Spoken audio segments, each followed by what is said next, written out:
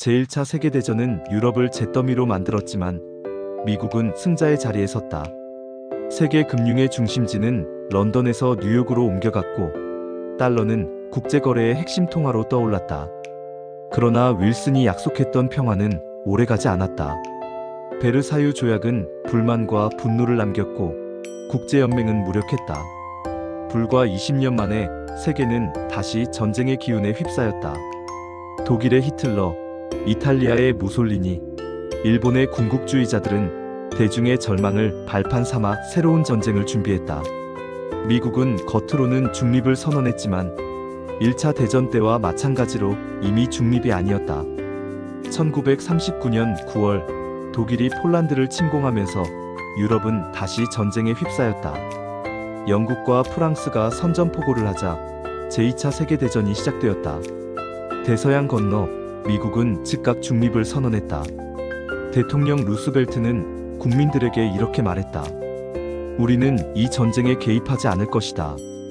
우리의 젊은이들이 유럽의 전장에서 피 흘리는 일은 없을 것이다. 그러나 미국인들의 마음속에는 여전히 지난 전쟁의 상처가 남아있었다. 1차 세계대전에서 수많은 젊은이들이 유럽의 참호 속에서 쓰러졌지만 돌아온 것은 이상과 달리 새로운 전쟁의 씨앗이었다. 그래서 이번에는 다시 휘말리지 않겠다는 고립주의 여론이 강했다. 의회 역시 같은 생각이었다. 이미 1930년대 중반부터 미국은 이른바 중립법을 제정해 전쟁 중인 나라들에게 무기나 자금을 지원하지 못하도록 묶어놓았다. 하지만 현실은 이상과 달랐다. 독일의 전격전이 시작되고 유럽의 여러 나라들이 속절없이 무너져 내리자 미국 내부에서도 갈등이 시작되었다. 한쪽에서는 여전히 유럽의 전쟁에 끌려가지 말자라고 주장했지만 다른 쪽에서는 히틀러의 독재를 막지 못하면 언젠가 미국도 안전하지 못하다라는 목소리가 커졌다. 루스벨트는 그 사이에서 줄타기를 했다. 겉으로는 중립을 강조했지만 실질적으로는 영국과 프랑스를 돕기 위한 길을 열어두었다.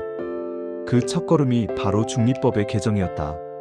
1939년 가을, 미국은 새로운 규정을 도입했다. 전쟁 당사국이라도 현금으로 지불하고 미국 선박이 아닌 자기 나라 배로 직접 물자를 실어간다면 무기와 군수품을 판매할 수 있다는 규칙이었다.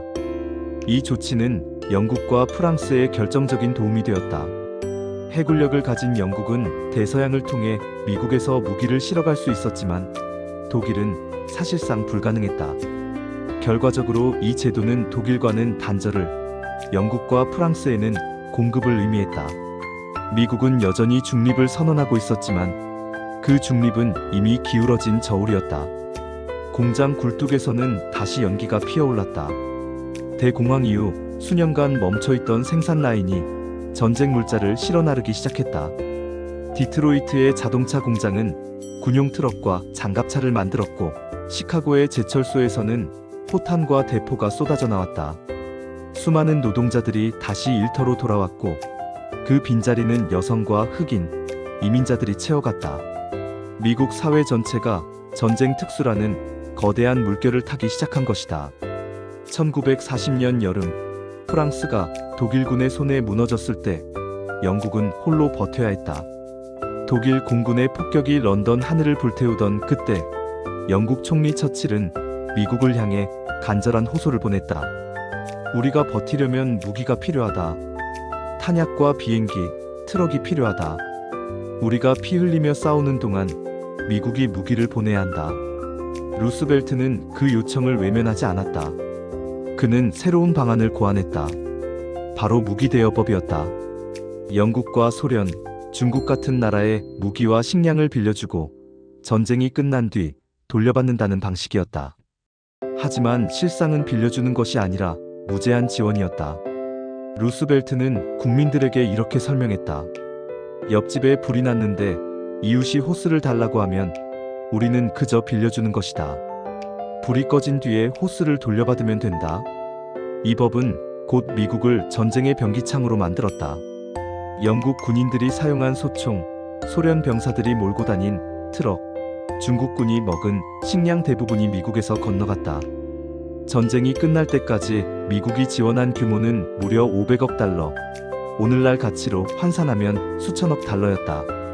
트럭만 해도 50만 대가 공급되었고 전투기 수천 대, 군함 수백 척, 그리고 수천만 톤의 곡물과 연료가 전선으로 흘러갔다. 이 과정에서 미국 경제는 완전히 되살아났다. 1930년대 대공황 시기 실업률은 25%에 달했지만 1941년에는 단숨에 10% 아래로 떨어졌다. 공장에선 노동자들이 밤낮 없이 일했고 농민들은 전쟁 특수로 더 많은 곡식을 팔았다. 트랙터 소리와 공장의 기계음이 대공황의 침묵을 몰아냈다. 하지만 이러한 변화는 미국의 중립이 단지 말뿐이라는 사실을 분명히 보여줬다. 미국은 이미 전쟁에 깊이 얽혀 있었던 것이다. 그리고 이때부터 태평양에서도 불길이 피어오르기 시작했다. 일본은 아시아에서 세력을 넓혀가며 중국을 침략하고 동남아시아 자원지대를 노리고 있었다. 미국은 이에 대응해 석유와 철강 같은 전략 자원의 수출을 제한했다. 일본은 산업과 군대가 미국 석유에 크게 의존하고 있었기에 이는 사실상 목줄을 죄는 조치였다. 워싱턴의 결정은 곧바로 일본을 벼랑 끝으로 몰았다. 일본 지도부 내부에서는 미국이 길을 막는다면 전쟁 외의 선택은 없다는 결론으로 향하고 있었다. 이처럼 1939년부터 1941년까지 미국은 중립이라는 가면을 쓰고 있었지만 실제로는 이미 전쟁을 위한 준비를 하고 있었다. 유럽의 전쟁을 지탱한 병기창이었고 태평양에서는 새로운 충돌의 불씨를 피우고 있었다. 중립의 말은 있었지만 중립의 실체는 어디에도 없었다. 1941년 12월 7일 새벽 하와이 진주만은 평온해 보였다. 일요일 아침 많은 장병들이 휴식 중이었고 항구의 정박한 전함들은 고요한 바다 위에 떠 있었다. 그러나 몇 시간 뒤 이 고요는 산산조각났다. 일본 제국 해군의 항공모함 6척에서 이륙한 350여 대의 항공기가 하와이 상공으로 쏟아져 내린 것이다. 일본군 폭격기는 함포와 어뢰로 미국의 전함들을 집중 공격했다. 애리조나호는 탄약고가 직격탄을 맞아 거대한 폭발과 함께 갈라져 가라앉았다. 오클라호마호는 전복되었고 수천 명의 장병들이 미처 탈출하지 못한 채 바다 속에 묻혔다. 불길과 연기가 진주만 하늘을 뒤덮었다. 그날 단 몇 시간 만에 전함 8척이 침몰하거나 파괴되었고 항공기 200여 대가 잿더미가 되었다. 미군 사망자는 2,000명을 넘었다. 이 충격적인 공격 소식은 곧바로 백악관에 전달되었다. 루스벨트 대통령은 분노와 결의를 안고 의회에 섰다. 그는 단호한 목소리로 선언했다. 1941년 12월 7일 치욕의 날로 남을 것이다. 그리고 미국은 일본에 선전포고를 했다. 며칠 뒤 독일과 이탈리아가 미국에 선전포고를 하자 미국은 유럽과 아시아 두 전선을 동시에 상대해야 하는 전쟁에 공식적으로 뛰어들었다. 이제 더 이상 중립의 가면은 존재하지 않았다. 미국은 총력전의 길로 들어섰다. 루스벨트는 국민들에게 전시체제의 필요성을 역설했다. 우리는 민주주의의 병기창이 되어야 한다. 이 말은 단순한 수사가 아니라 실제 행동 지침이었다. 미국 사회 전체가 전쟁을 위한 거대한 기계처럼 움직이기 시작했다. 전시 경제는 완전히 재편되었다. 자동차 공장은 민간 차량 생산을 중단하고 군용 지프와 트럭을 쏟아냈다. 민간 항공사는 전투기와 폭격기를 조립하는 공장으로 변신했다. 가전제품을 만들던 회사들은 무기 부품을 생산했고 철강과 알루미늄은 군함과 전차 항공기로 바뀌었다. 짧은 시간에 미국은 세계 역사상 가장 거대한 군수산업 체제를 구축했다. 이 전환은 노동시장에도 큰 변화를 불러왔다. 수많은 남성이 군복을 입고 전선으로 떠나자 빈자리는 여성들이 채웠다. 머리에 두건을 두르고 작업복을 입은 여성 노동자의 모습은 리벳을 박는 로지라는 별칭으로 상징되었다. 수백만 명의 여성이 처음으로 공장 노동에 뛰어들며 여성의 사회적 지위에도 큰 변화가 시작되었다. 흑인 노동자들도 대규모로 전쟁 산업에 투입되었다. 여전히 인종차별은 심했지만 전시 산업의 인력 부족은 그들에게도 기회를 열어주었다. 일부 지역에서는 흑백 갈등이 폭발하기도 했지만 동시에 전쟁 참여는 이후 민권운동의 불씨가 되었다. 전 국민은 전쟁을 위해 동원되었다. 정부는 전시물자 통제를 실시했다. 고기, 설탕, 가솔린은 배급제로 바뀌었고 사람들은 배급표를 들고 줄을 서야 했다. 아이들까지 고철을 모아 군수품 제작에 보탰고 가정마다 승전 채권을 구입하며 국가 재정을 지원했다. 미군은 유럽과 태평양 양쪽 전선에 파견되었다. 유럽에서는 연합군의 일원으로 북아프리카와 이탈리아, 그리고 프랑스 노르망디 상륙작전에 참여했다. 태평양에서는 괌과 필리핀, 솔로몬 제도와 같은 격전지에서 일본군과 처절하게 맞섰다. 섬 하나를 두고 벌어진 전투는 상상할 수 없는 희생을 요구했다. 하지만 미국의 산업력과 보급 능력은 결국 전쟁의 흐름을 바꿔놓았다. 이 시기 과학기술 역시 총동원되었다. 레이더와 암호 해독 기술이 전투에서 큰 역할을 했고 항공기 개발은 눈부신 속도로 이루어졌다. 특히 극비리에 진행된 맨해튼 프로젝트는 인류 역사에서 가장 비밀스럽고 가장 파괴적인 무기를 탄생시켰다. 과학자들은 사막 한가운데서 원자폭탄을 만들고 있었다. 1942년 이후 미국은 더 이상 전쟁의 주변국이 아니었다. 이제 전쟁의 무게 중심은 미국으로 옮겨가고 있었다. 유럽의 연합국과 아시아의 중국은 미국의 군수품과 물자 없이는 버틸 수 없었고 전쟁의 승패는 미국이 쥔 산업력과 자원에 달려 있었다. 진주만의 충격은 미국을 단숨에 깨어나게 했다. 중립의 가면을 벗어던진 미국은 이제 총력전 체제로 전환하며 세계사의 주도권을 움켜쥐고 있었다. 그리고 이 힘은 곧 전쟁의 마지막 장면, 승자의 자리에 서는 결정적 원동력이 될 것이었다. 1944년 여름, 노르망디 해안에 아침이 밝았다. 새벽 바다에는 거대한 함대가 가득했고 하늘에는 연합군 비행기가 구름처럼 몰려들었다. 인류 역사상 가장 대규모의 상륙작전이 시작된 것이다. 수십만의 미군과 연합군 병사들이 프랑스 해안으로 밀려들었고 독일군은 그 방어선을 지켜내지 못했다. 노르망디 상륙작전, 이른바 디데이는 유럽 전선의 판도를 바꾸는 결정적 순간이었다. 그 이후 미군은 빠른 속도로 파리를 해방했고 독일군을 서쪽에서 압박했다. 동시에 동쪽에서는 소련군이 베를린을 향해 밀고 들어왔다. 독일은 두 전선에서 압박당했고 결국 1945년 5월 히틀러는 지하 벙커에서 자살했다. 독일은 항복했고 유럽 전쟁은 끝났다. 그러나 전쟁은 아직 끝나지 않았다.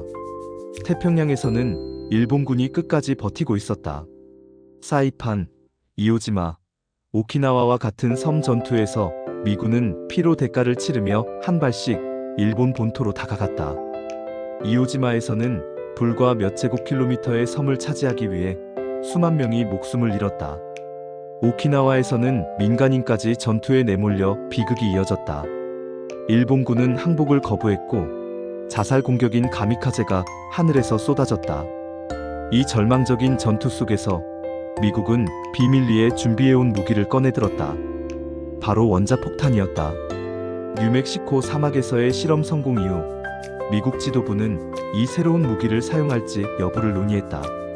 그들은 전쟁을 빨리 끝내기 위해 그리고 전후 세계에서 소련을 견제하기 위해 원자폭탄을 사용하기로 결정했다. 1945년 8월 6일 히로시마 상공에 미군 폭격기 에놀라 게이가 나타났다. 잠시 후 도시 위에 인류 역사상 최초의 원자폭탄이 투하되었다. 눈부신 섬광과 함께 도시 전체가 불길에 휩싸였고 수십만 명이 즉시 혹은 서서히 목숨을 잃었다. 사흘 뒤 나가사키에도 두 번째 폭탄이 떨어졌다. 일본은 더 이상 버틸 수 없었다. 결국 8월 15일 일본 천황은 항복을 선언했고 제2차 세계대전은 막을 내렸다. 전쟁은 참혹했다. 유럽과 아시아에서 7천만 명에 달하는 사람들이 목숨을 잃었다. 도시들은 폐허가 되었고 수많은 난민이 거리를 떠돌았다. 그러나 이 폐허의 중심에서 미국은 새로운 위치에 서 있었다. 유럽의 전통 강국들은 모두 지쳐 있었고 일본은 무너졌다. 오직 미국만이 산업력을 온전히 유지했으며 전쟁을 통해 더욱 강력해졌다. 미국은 유일한 핵무기 보유국이 되었다. 원자폭탄은 단순한 무기가 아니라 미국의 압도적 군사력을 상징하는 존재였다. 다른 어떤 나라도 감히 미국에 도전할 수 없는 새로운 질서가 시작된 것이다. 경제적으로도 미국은 세계의 중심이 되었다. 1944년 브레튼 우즈 회의에서 전후 경제 질서를 정리하면서 달러를 국제 기축통화로 확립했다. 금과 연결된 달러는 국제 무역의 기준이 되었고 미국 금융은 세계를 지배하게 되었다.